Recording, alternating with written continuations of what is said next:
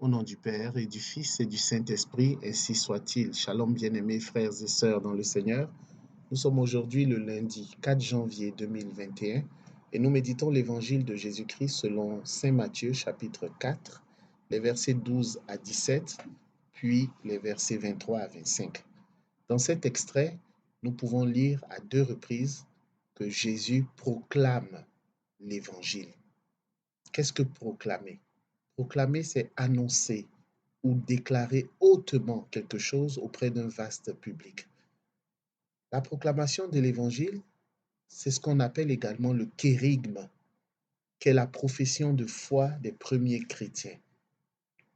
En substance, il s'agit d'annoncer que Jésus est le Fils de Dieu, que Jésus est mort, que Jésus est ressuscité et que Jésus nous appelle à la conversion. Autrement dit, dans le credo, nous retrouvons notre kérigme. C'est notre profession de foi, ce que nous croyons. Et dans les Écritures, on peut lire dans l'Épître aux Romains, chapitre 10, verset 9, un exemple de kérigme.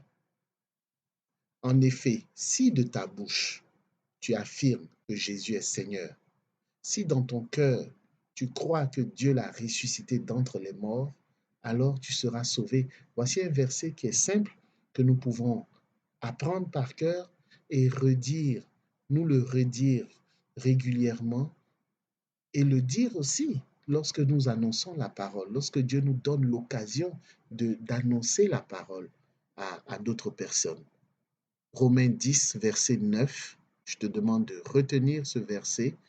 En effet, si de ta bouche tu affirmes que Jésus est Seigneur, si dans ton cœur tu crois que Dieu l'a ressuscité d'entre les morts, alors tu seras sauvé.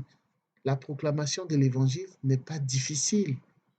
Nous proclamons par nos paroles l'évangile, mais nous proclamons l'évangile aussi par notre comportement.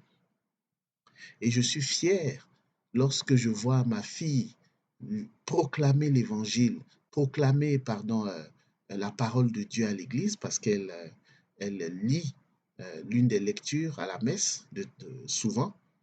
C'est une fierté parce que je vois ma fille en train de proclamer la parole de Dieu. Ce n'est pas une simple lecture, c'est une proclamation.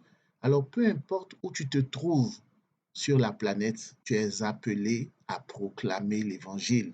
C'est ce que le Maître a fait et c'est ce que le Maître te demande de faire à ton tour. Si tu es baptisé, si tu crois en lui, tu as la mission de proclamer l'évangile pour que des âmes soient sauvées, pour que des vies soient transformées, pour que des gens quittent la tristesse pour entrer dans la joie, pour que le salut entre dans la vie, dans le cœur des gens qui t'entourent. Que la grâce et la paix de notre Seigneur Jésus-Christ soient ton partage au nom du Père et du Fils et du Saint-Esprit. Amen.